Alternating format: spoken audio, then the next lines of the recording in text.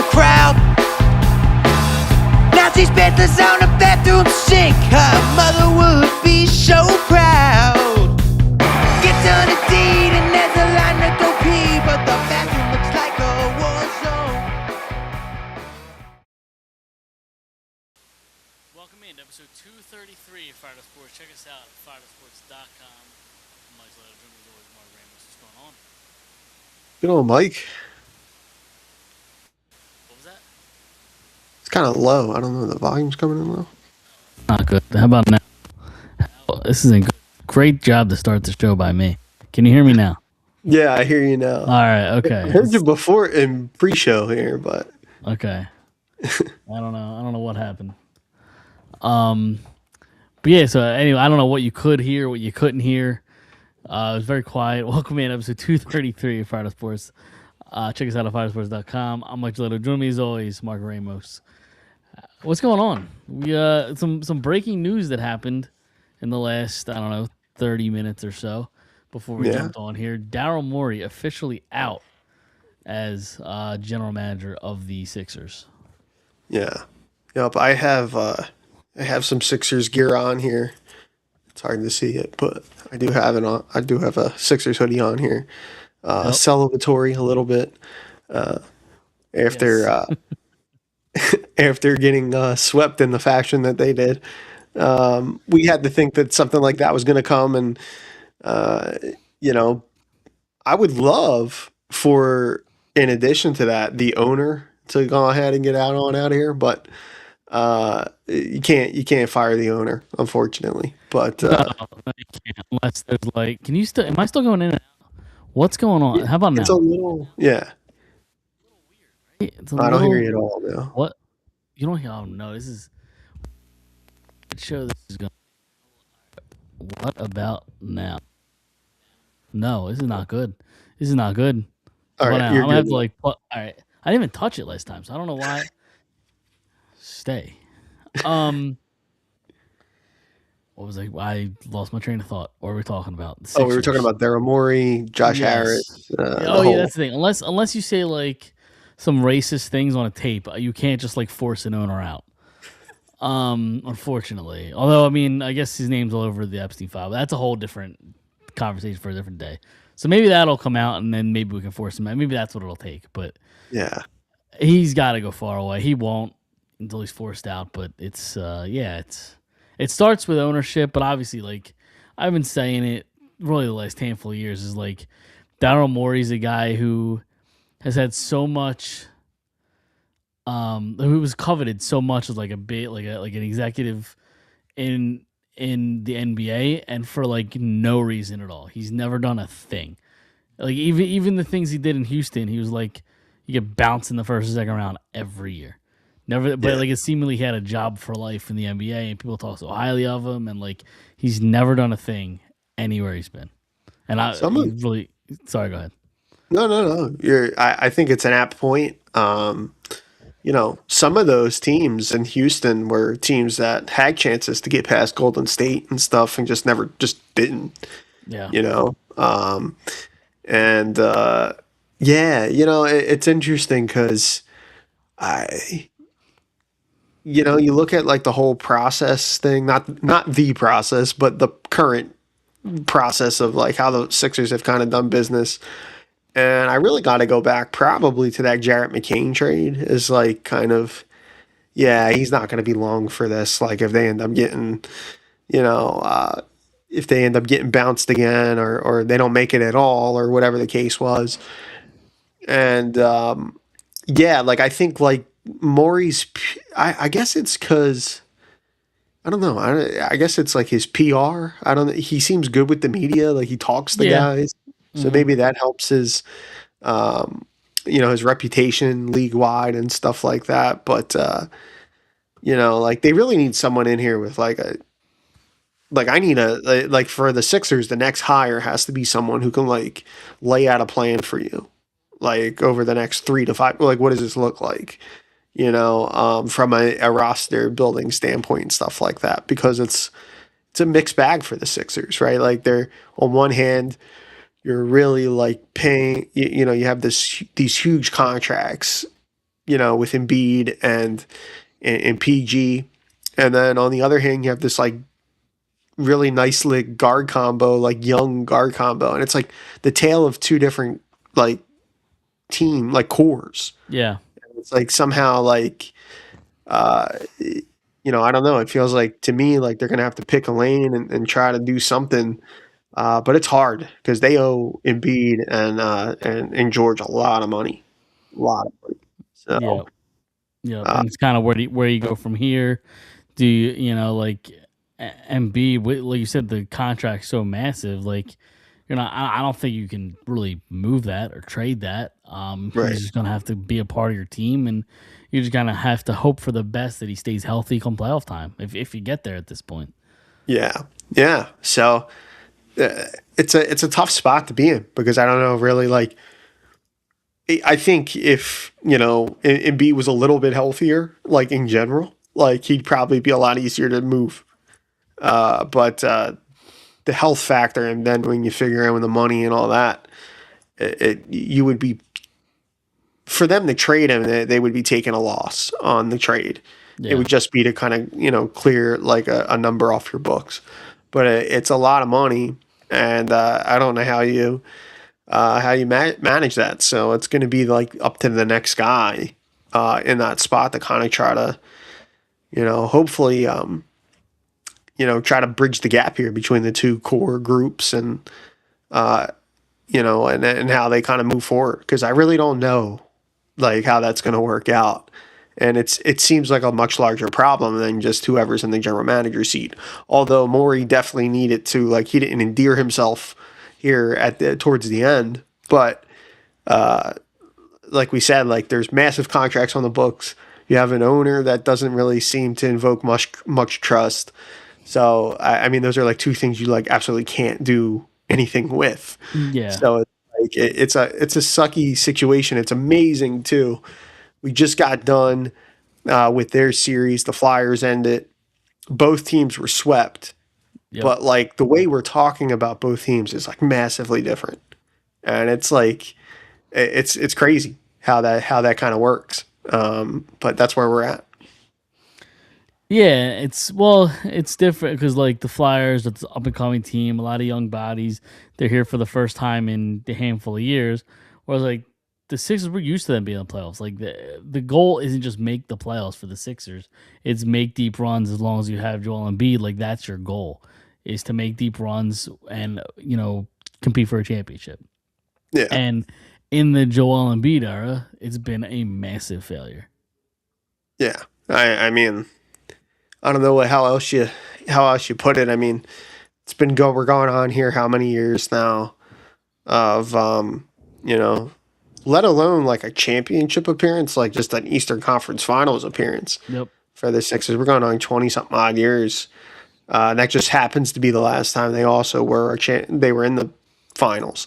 So the pressure is definitely like yeah, there's nothing you can do, right? Like if you're a player, like I know Joel had kind of said some things about like kind of being proud of how the year went for them. And on one hand, I can understand that, like with all that had gone on with him and everything else, and how some guys progressed, like VJ and Tyrese stepping up to like an all NBA type level. Uh, but I mean, for like the fan base and stuff like that, I mean, like we're just kind of concerned with the winning, and there just hasn't been a lot of that No. with this group. So, um, I can understand where he's coming from with that, but really, I mean, for the rest of us, like as spectators, it's hard. It's a tough pill to swallow. Yeah. So I mean, tough position to be in for them, and I really don't know how they're going to navigate it. I'm interested to see how this job search goes for the Sixers general manager seat. Yeah. And then like back to more you like if you read all the reports, it's that like Embiid and multiple players were like really disappointed with the trade deadline that Morey had. Not only trading away McCain, but like bringing nothing back. Like trading McCain's one thing if you get it for a piece that helps you now, but like you were a seller essentially at the deadline, and you couldn't find a spot for McCain. And granted, he wasn't lighting the world on fire, but like you see what he's doing now with Oklahoma City, and He's putting up like ridiculous numbers, breaking records for 3-point percentage, and it's like what could have been, right? Yeah. Yeah, it was tough, like especially when you see how guys were utilized down the stretch and into the playoffs. It was like, the Sixers bench really let them down, Mm-hmm. in the playoffs. And I think really the only one that really kind of consistently gave them anything was Quentin Grimes. But I mean, like there's somebody, right, you're looking at, and like McCain, and you're like, oh, well, maybe, how are we not able to find the minutes for this guy? On top of that, like you said, they got nothing for him in terms of like helping this team today. Like if they would have gotten a piece that would have helped them in a playoff series against the Knicks to, take the Knicks deep into a series or something like that, I don't think anybody would be as concerned about it. Yeah. You know what I mean? But that's not what happened. And the fact that, I mean, like the Sixers felt, Morey felt that they actually sold high on him, or at least that's what he said publicly. And that just seems so out of left field and so kind of difficult to comprehend how he could see that, you know what I mean? But, that kind of seemed like the straw that broke the camel's back really was that, because now they lost an asset, and a guy they traded him to when his value wasn't very high. So that's unfortunate. And then of course the go to all places, go to Oklahoma City, where, like that team, they don't do anything wrong ever. So you're right. Like they're the best ran franchise probably in the league. So, like if they're they know a bargain when they see one, basically. Yes. Yeah. So, and one thing they did say is Nurse will be staying. So the GM doesn't get to kind of pick his own guy. Nurse is going to be the guy. I'm not entirely surprised, but I know a lot of times they like the new GM to kind of pick who they want as their guy. But I don't think I think a lot of people can agree that like Nurse shouldn't necessarily be the scapegoat here, because there's flaws with the roster. So I'm not surprised that he's sticking around. Yeah, no, I'm not surprised to see Nick stick around either. It makes me wonder too, maybe like they'll look kind of like for maybe a GM who's like somebody who's kind of like a trendy pick, but like hasn't had much experience in that position. Kind of like an up and coming executive or something like that. Maybe they try to put in that spot. And maybe you can kind of, if that's the direction they go, having him not necessarily have to worry about the coaching right away. You know what I mean? Like worry about the roster configuration. Yeah, last time we got an out of the box quote unquote trendy pick was like Sam Hinkie, and I don't know that we want that again. So yeah, that is true. I wouldn't want that again. But yeah, I don't know. Like we'll see where they go, how they kind of address this going forward. It's going to be interesting. It'll be an interesting process here. I keep saying process, and I don't mean to be like I don't mean to keep dropping process. Right. But you just can't. Yeah, you can't say that in this city. You just can't. Yeah. With any teams, like I've heard, like other teams, they say process and be like, I don't mean it like that. Yeah. Yeah, the Sixers really. The one thing we could actually all kind of agree on, it was like what a great marketing campaign that they ran on the mirrors. You know what I mean? It kind of lived on forever. But in the process, I think it used up a lot of our goodwill, as well. Especially for it not to yield anything. Yeah. Is a tough pill to swallow for sure. Yeah, for sure. So I guess we'll kind of keep tabs on the GM search, and we can kind of move on here to the Flyers. Flyers also get swept. And it wouldn't be the Flyers without talking about some dramatic, story about their up and coming quote unquote star player. I guess we could just kind of talk about the series first, but like they really did just get dominated by Carolina in 4 games. Like I know you could say, hey, 2 into overtime, you get a bet. Honestly, they dominated them in game 2 in overtime, which you know, I could have gone a different way. But you get a bounce here, a bounce there. Maybe it's a 2-1, 2-2 series, and then anything can happen. But when you look at like stretches of the game, Carolina just took over at some points. Yeah. Yeah, they did. They kind of flexed their muscles here, throughout that series and all the things that they do well. And, it was overwhelming, I think, for the Flyers at times, even though I think guys played hard and, gave everything that they had. It wasn't enough against the team that I think is like legitimate championship caliber and contender. So it was a tough one. It was tough. It was tough to watch at times. Especially watching the Flyers try to navigate all that pressure that Carolina creates.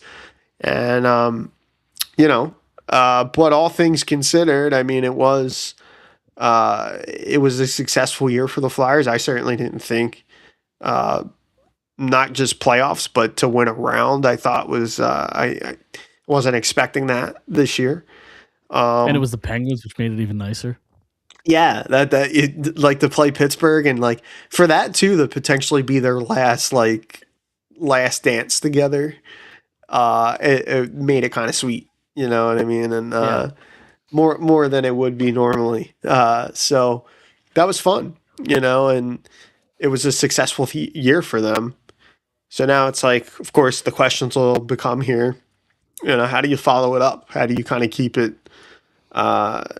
Keep it from regressing and regressing back to the mean or whatever.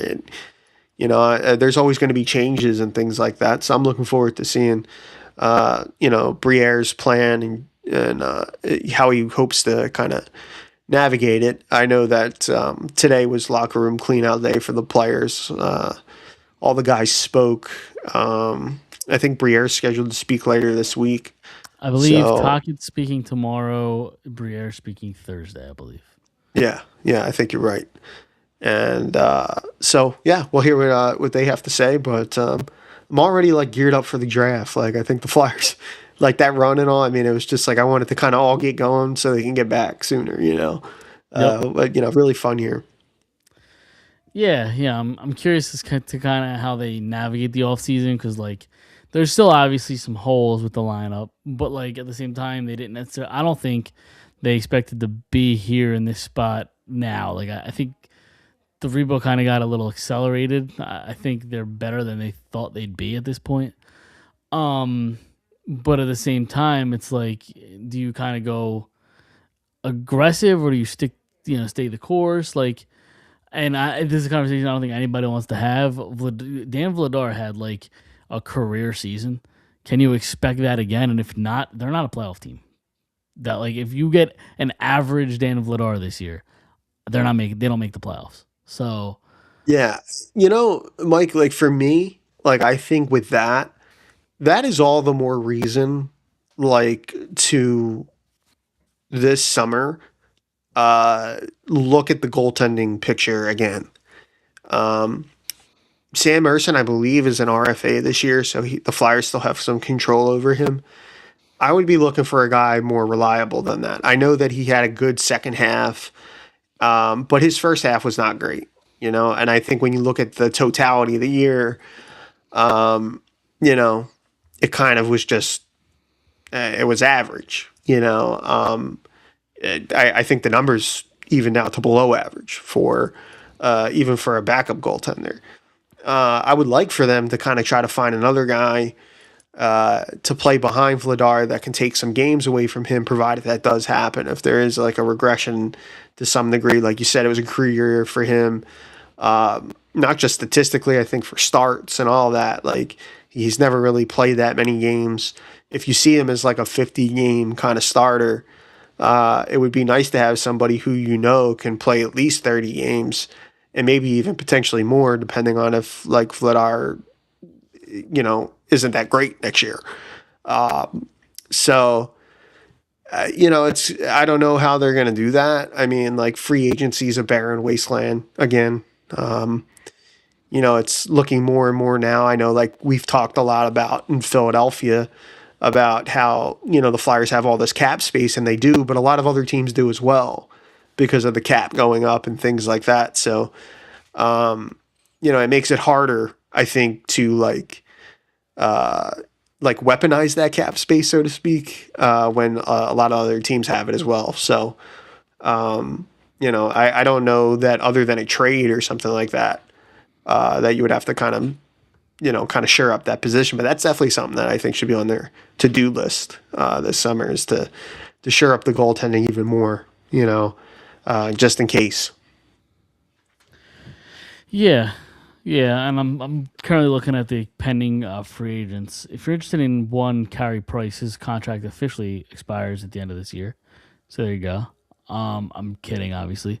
Sergei Bobrovsky is a free agent, but like he's probably going to get paid, and he's probably too expensive to be like your backup or even a tandem guy with Vladar.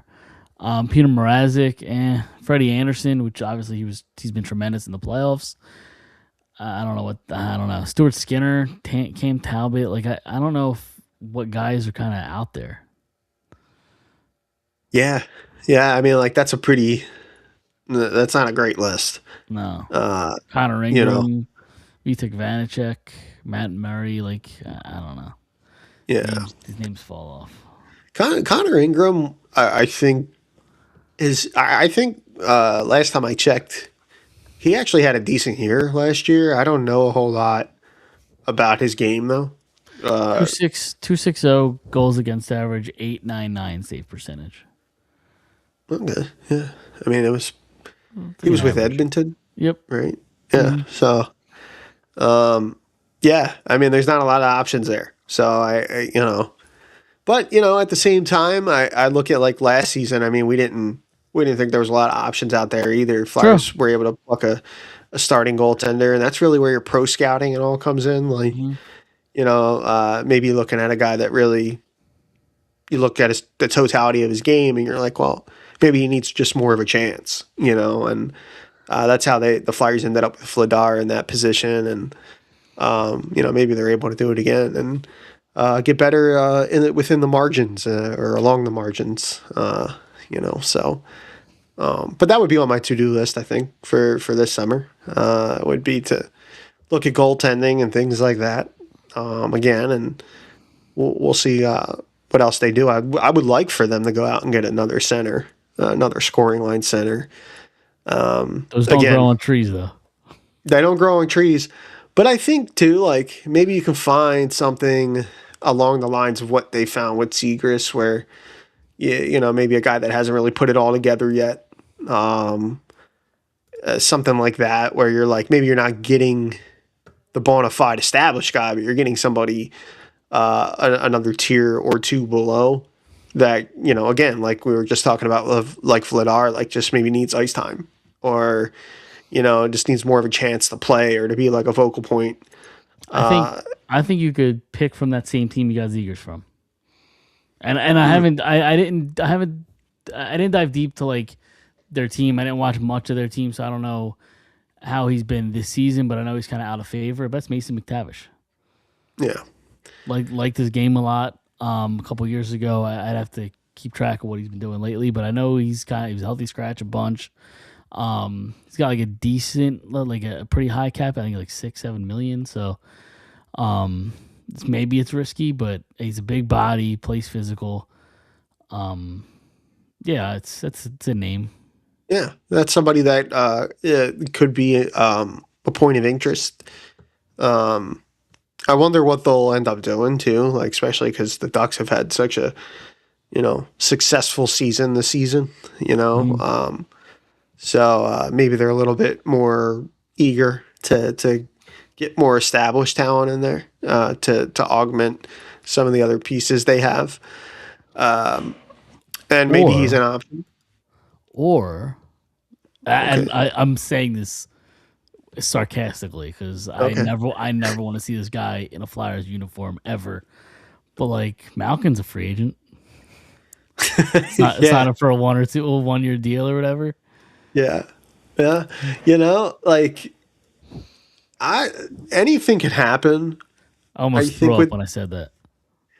you know what though? I kind of felt that way too. Like back when the Flyers brought in Yager, and Mm-hmm. and it was like Yamir Yager, and then like he came in and he was like beloved right away because he, the personality and all that stuff. Uh, I wouldn't hate that. I don't know that that would be something like I think about all the things like it would be great ideally if you could bring in somebody like that and you could put them with Michkov and like older Russian guy who's been in the league and stuff like especially a great player like him, and like kind of like show him the way a little bit, like and kind of be like a vet to lean on, much like they the Flyers and other teams do with American born players or Canadian players, somebody who like quite literally speaks the language and is able to work alongside him. I wouldn't hate that. I don't think I'd hate that. That would be really interesting for a year, especially if we're kind of ascending and Pittsburgh's going Yeah, down. yeah, right. For Malkin to join the Flyers would be incredible. Yeah. So But again, that it's would Evgeny Malkin, and I hate Evgeny Malkin. So I don't know if I don't know. yeah I'd have to be convinced. I'd have to be talked into it. I have to. I don't know. It's again, it's Malkin. yeah it is, and that's tough. I heard, I don't know, like a lot of the rumor mill stuff out there, but like him and Ovi want to play together or have wanted to play together in the past. Okay, interesting. And I mean, obviously Ovi's staying in Washington, so Or know. they both go to the KHL at the same time. yeah, they could go and play That could for happen. Ska or something like that together. Yeah. That could happen. That's Or, interesting. or another, you're looking at other free agent options. Do you bring Claude back? He's officially a free agent at the end of the season. Yeah, I've seen people talk about that. Claude didn't play much center No, he the didn't. last time he was here. I mean, he did play a little bit. Yeah, he's older now. Like, I'm not really sure. I see the fit with Claude. It would be cool if this were it for him and he'd come back and have a little bit of a like a retirement tour type of thing and help the Flyers into the playoffs as a vet leader type of guy. But I don't know that I see that. I think he's content in Ottawa. It's his hometown and things like that. So I'd be surprised if he ended up going anywhere else. Yeah. But there's not a lot of options like Yeah. in the free agent market. So Yep. And one thing, obviously, that we saw all season long, the last handful of seasons in the playoffs, this power play is absolutely atrocious. We talked about it last week. They have to figure out, like, that should be one of the priorities this offseason is address the power play. Get guys who could be good power play guys, either a quarterback, a shooter. You got to figure out the power play. yeah, it's been bad for a while now too. Like, and I just, I would like to think that, like, I've seen people talk about this online and all about like a priority for the Flyers this offseason being like, finding a power play quarterback type like defenseman. Honestly, I mean, I agree with the sentiment. I just think that, like, I would probably look internally first. I mean, like, they traded for David Juracek in that Bobby Brink trade from Minnesota. I know that that's one thing he's actually very skilled at is the power play. And good shot and right-handed shot, and those are usually coveted. If he could step in on a third line, a third pair next year with power play time and put up some points back there and improve this, help improve this this power play. I mean, that would be massive because I mean this has been a real sore spot. I mean, it was a major reason why. I mean, the Flyers had plenty of opportunities to either get back in the games, take charge of games in these playoffs. Power play just completely sunk them, and in some cases, they even gave up shorthanded goals on them. Yep. So it's been a disaster. I mean, like that, and for me, I think there's like enough talent on it to not be the worst unit in the league. I'm not even saying top, like even like middle of the road, just like a little like just anything but like last in the league. I mean, Yeah, just don't suck. it's been like outright atrocious. So I don't, I don't really understand that other than like, it's probably a combination really of all those things, personnel, coaching, guys, like when I say personnel, I mean like guys not playing in their most comfortable positions or, I don't know what the disconnect is, but I mean, we've seen this through multiple coaches now. We've seen this through, a couple of different roster changes and stuff like that. Nothing's really getting better. No, it is not. All right. Now we could kind of talk a little bit about the Matvei Michkov stuff. That's been the big story of the last 48 hours. So he's scratched in Game 4 against Carolina. Second time getting scratched these playoffs. What do you make of this whole Michkov thing? In your opinion, what is the relationship like between him and the Flyers? Are you nervous at all about one, the player he's going to become or will be or is? And two, do you think his future is with the Flyers? 'Cause I know there's a lot of speculation. Oh, it's got to be it's got to be either be Tocchet or Michkov. Like they can't coexist together. Like, how do you feel about this? Yeah, I think a few things in hockey or in sports, I think few things are like truly irreparable.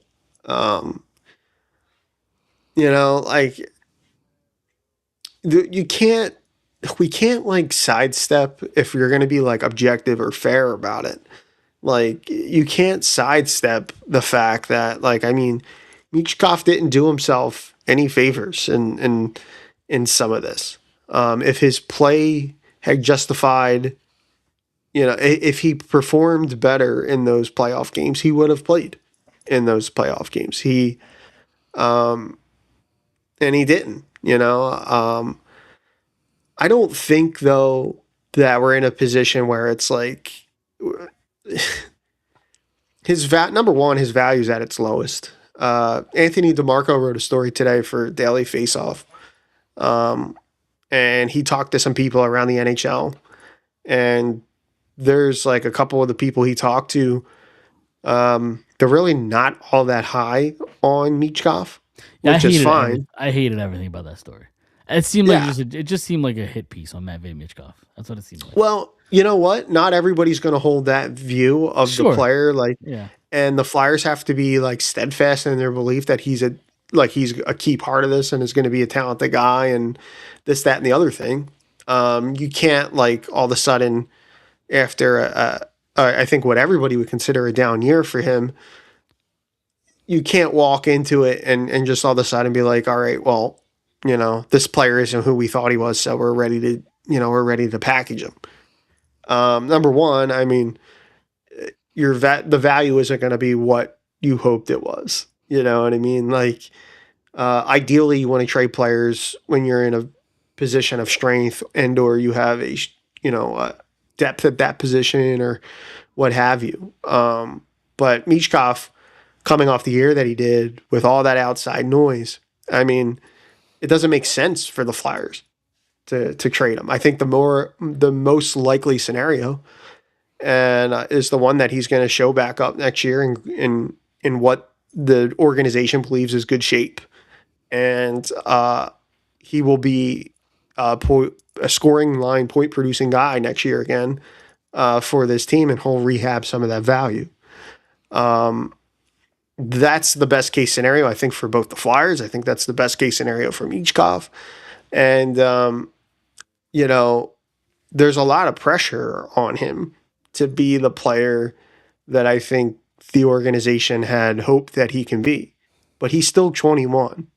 And with a language barrier and all those other things, I think maybe some of the things you could be critical of the organization for is that he is not, maybe they have not done their best to support him in this transition, because this is like a full on life transition for him more than it is a player born in North America. That's not a bad thing. That's not his fault or anybody else's fault. It's just the way that it is.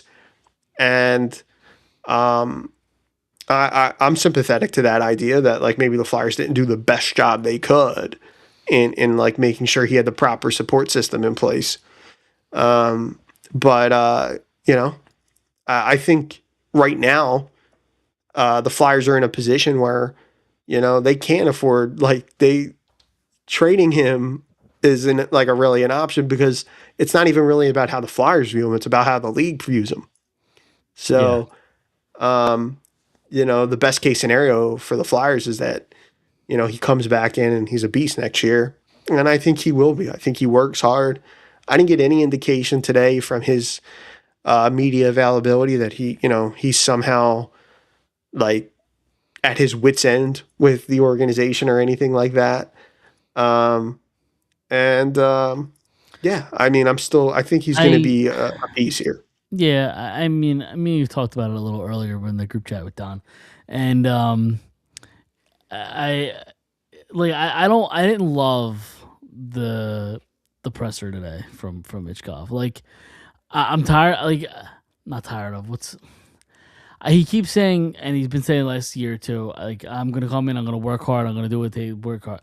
But then when he gets asked, like, well, what do you have to what do you think you have to work on specifically? He like is combative. He's like, well, I don't think I need to work on anything. I'm just gonna come and work hard. Like, he doesn't know what he has to improve in his game, and I think that's an issue because he's far from a finished product. Like, even a guy like Sidney Crosby, who's 20 years into his career, will pick one thing that he has to work on. He'll go in the offseason and master that one specific thing. It's like Mitchkov has 7 trillion different things he can work on and can't pinpoint what he has to improve on.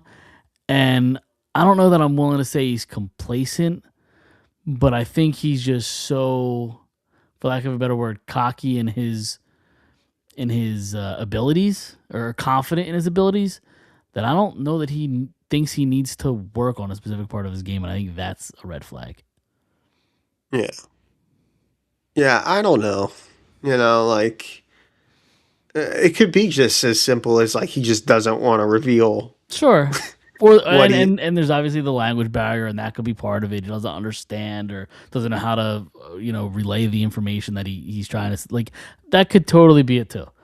Mhm. But and until he does the work, until he comes back and looks a little quicker, his foot speed's quicker, he's a little strong. Until we see it physically, then there's really no way to tell what's going to happen. Yeah, and you know what too? I mean, like some of that comes with maturity and all Sure. too. Um and yeah, and like we had just said, I mean, like maybe that is also a reason why the Flyers maybe like even if it's not like do what's best for your roster obviously, but to kind of like surround him with more like professional like Russian professionals like that are in the game uh to kind of like make sure that that communication line is completely clear and that things don't get lost in translation. This is really the first time this organization's ever really done anything like this. Sure, yeah. So it's like they're navigating like uncharted waters in terms of like, well, like what's the best way to kind of deal with this player? Because it's like completely, I don't know. It's like hockey in Russia in particular is very very different. Yeah. It's a lot. I think it's more different than any other part of like Europe. Guys from Finland and Sweden, they all go through that too, but they tend to like not have as much difficulty as like the guys in Russia do sometimes. So, and it's a very different game there, right? Like in the KHL, it's a lot more wide open, and there's a lot of more time and space to like make plays and things like that. So, I think it's all a learning curve. I think even though, um, we talk about Michkov's game and stuff like that, but I think like he was a very large part in the second half. Yep. Why this team, was a large part why this team made the playoffs. He was very, very good in the second half. I will So, say this is as unproductive or as bad as he was in the playoffs. I sort of understood the game 5 scratch against Pittsburgh.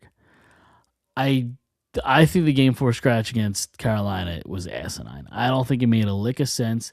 You're already having trouble scoring against Carolina. Why would you take out a guy who, like, yeah, hasn't been playing great, but why would you take that part out of your lineup, a guy that can score? You put in a guy, Luchenko, who was clearly outmatched. You want to get him in for speed, that's fine, but this is like first action of playoff hockey against that Hurricanes team. You play Grunstrom over Mitchkov, and like Grunstrom's like, I hate, like, if you're a Stanley Cup contender, I don't think Grunstrom's your top 12 forwards. Like, he should be in the press box ever, or like always in the playoffs. And then Hathaway, who, like, aside from maybe the first two Penguins games in that series, like, was horrible the rest of the playoffs. So I don't know why you get hit, like, maybe for energy, whatever, but like, against, I don't know. I just think when you're trying to generate offense in a series you already can't generate, getting a guy like Mitchkov out of the lineup made no sense to me. Yeah, no, I agree with that. I think he should have played in that game. They could have played Jet if they were like hell bent on playing Luchenko. They could have played him and still played Minchkov. Right. Like, it wasn't 100%. like, like when people, I saw a couple people online, not to pick on anybody or anything like that, but it's just like, I saw people say, well, they were, Tocchet's playing 5 rookies. And it's like, okay, well, I mean, like, is there like a cap on how many you can play at a given time? Like, and Michkov's not a rookie. Like, he has played in the league. It's not like he's a younger player, but, he has a full year of like NHL experience under his belt. So, yeah, I didn't agree necessarily with that. But,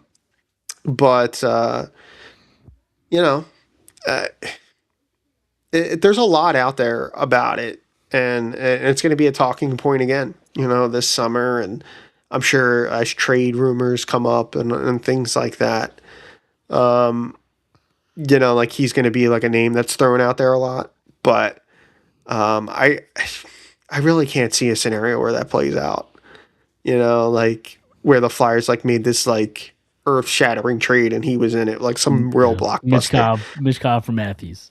Yeah, like something like that. Yeah. I don't think that that's, plausible. Number one, too, like I think if you're just to take Austin Matthews in particular, like if that was somebody, he would have to, I would imagine he would have a fair bit of control over where he would be going, which I would imagine would somewhat bring the price down as well. So, like, why would you even offer up, Michkov in a Matthews trade if you don't have to do that? You know what I mean? Right. You can kind of, to some degree, be like, well, we're not going to move Martone and Michkov. Right. You can talk. We would like Matthews. Fine. Yeah, like you can deal. We'll do picks and prospects, but we're not going to do those. Like you have the ability to do that, especially because Matthews kind of controls his own destiny in that situation. But even that, I think is far more likely. Maybe he stays another year and, plays with Gavin McKenna in Toronto, Yep. All right. Well, we will have a lot of, off-season stuff to talk about as the weeks and months come in. So one last little bit of things to talk about let's talk Phillies a little bit. They're hot. They're on fire right now. They're still winning games. I think Schwarber's on pace for like 67 home runs, which is crazy. Yeah. Bryson Stott's finally like coming around and hitting the ball well. All it took was firing Rob Thompson for this team to like wake up. Yeah. It really seems. Alec Baum hit 2 home runs the other day. Well, he gave him 2 days off in a row. Mattingly gave him 2 days off in a row. When would Rob Thompson ever give a player 2 days off in a row? Yeah. It was, he's pushing all the right buttons right now. Yep. Maybe pushing all the right buttons, but also just like kind of that firing, sending a message to that group that like things needed to be better. And it, got guys' eyes opened a little bit. They're rolling right now. And that's good to see. And hopefully they can keep that going into the next couple weeks and into June. And as the weather kind of warms up and stuff like that, Yes. That'll be good to see. I saw Zach Wheeler was incredibly efficient tonight, like historically efficient, Yep. which is great. Great news for the Flyers, or for the Phillies rather. Having him not just back, but also looking like the Zach Wheeler of last year and stuff like that. That's a big deal for this Phillies team. And having him and Sanchez and all, they'll be a tough out the way those guys are pitching right now.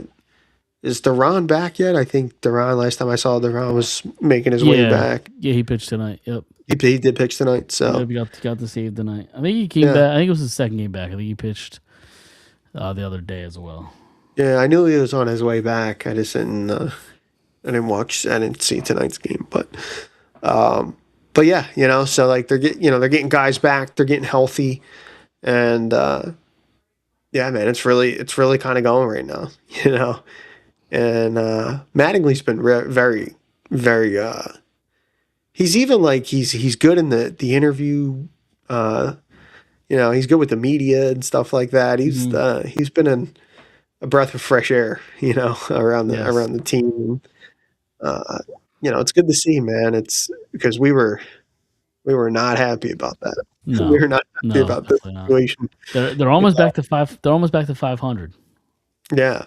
So, which also shows you how hot they've been, right? Like how horrid the start was. Yeah. That like they're still kind of trying to get back get over up over 500. They were really down there for a while. So yes, they were. But it's been good. It's been really good, and I'm happy to see that. Definitely. So, you got anything else to talk about with them? I just wanted to say that a little bit about them being hot. There's really nothing, a whole lot going on. No, I saw some Eagles news, the schedule and stuff like that. I think it was Thanksgiving. I also saw England, London. Yep. Against you'll never guess who that game's against. You'll never. The London Jaguars. Yes. Just a given that the Jaguars are going to play in London like once a year. So yeah, I mean, I don't mind waking up at 9:30 in the morning to watch Eagles football. Dude, I love it. I watch all that.